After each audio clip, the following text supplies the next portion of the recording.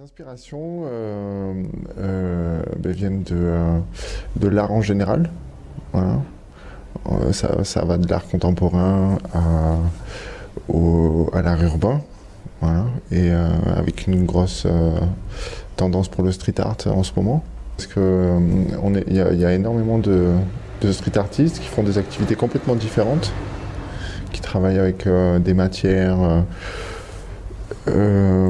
qui sont différentes aussi. Et dans les artistes qui me plaisent énormément, un peu il y a les papes dans le street art, comme Banksy, qui est quand même au-dessus du lot et qui a donné une dynamique en fait au mouvement. Et dans ce que fait Banksy, c'est vrai que on peut trouver beaucoup d'inspiration. J'aime bien les œuvres esthétiques, mais à partir du moment où je design, c'est vrai que je design souvent pour dire quelque chose. Je design pas juste pour le plaisir de designer. J'utilise vraiment la rue comme un élément d'expression et qui est accessible à tous. Voilà. Et à utiliser par exemple le collage, ça permet de pouvoir aussi s'afficher sur des murs sans forcément dégrader complètement le mur. On peut utiliser la bombe pour des pochoirs, mais l'avantage du collage, c'est qu'on peut coller à des endroits où on ne peut pas aller à la bombe. Pas si longtemps, au début du siècle, le collage était un problème. Maintenant, ça s'est dérivé sur la bombe. Et là, il y a une période où on nous laisse un peu nous exprimer, où on nous laisse nous exprimer. Là, maintenant, après avoir utilisé Montpellier un peu comme un laboratoire, j'essaie d'exporter mon travail. C'est des artistes qui m'ont conseillé de s'exporter. Et c'est ce qu'on est en train de faire. Pour avoir de la visibilité et pour faire connaître son travail à d'autres personnes, voire des personnes qui sont peut-être plus à même aussi de l'apprécier, comme par exemple Londres. Un mouvement aujourd'hui dans le street art qui utilise le principe du placement et à partir d'un lieu, voire d'un endroit. Moi j'aime bien les endroits un peu aussi. J'aime bien égayer un endroit un peu dark en fait, tout simplement.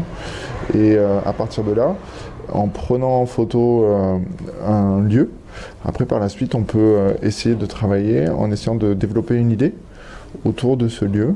Et c'est ce que j'ai fait sur ces deux lieux où on peut participer à l'œuvre en se prenant en photo et en repartant avec une sorte de selfie interactif. C'est de l'art interactif. C'est une activité nouvelle et où je prends pas mal de plaisir. Et ça demande de passer un peu de temps, réfléchir et avoir quand même quelque chose à dire. Le placement, c'est un environnement dans lequel je me plais beaucoup.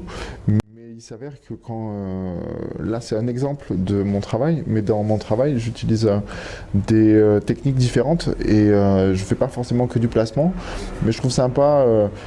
On crée de la matière pour tous ces gens qui toute la journée utilisent leur téléphone, prennent des photos et au lieu de prendre un chewing-gum sur une porte on essaie de créer des photos plus sympathiques et des photos qui peuvent d'une certaine manière soit nous faire réfléchir, soit nous amuser ou tout simplement nous rappeler la tristesse, voire la joie.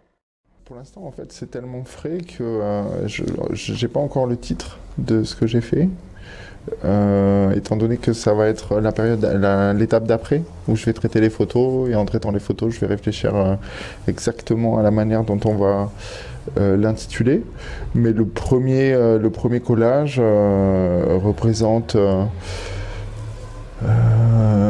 une illustration de ce que peut être le futur et une vision un peu dramatique de ce que peut devenir la société aujourd'hui, avec un enfant qui essaie de s'échapper d'un environnement qui peut-être sera moins favorable que ce que c'était avant.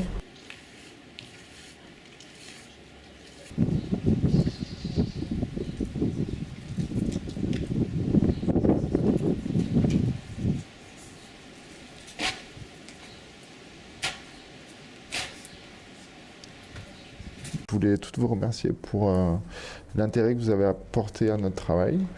Et voilà, donc ça fait plaisir de rencontrer des gens qui peuvent apprécier aussi ce qu'on fait. Donc voilà, ça fait plaisir. Merci.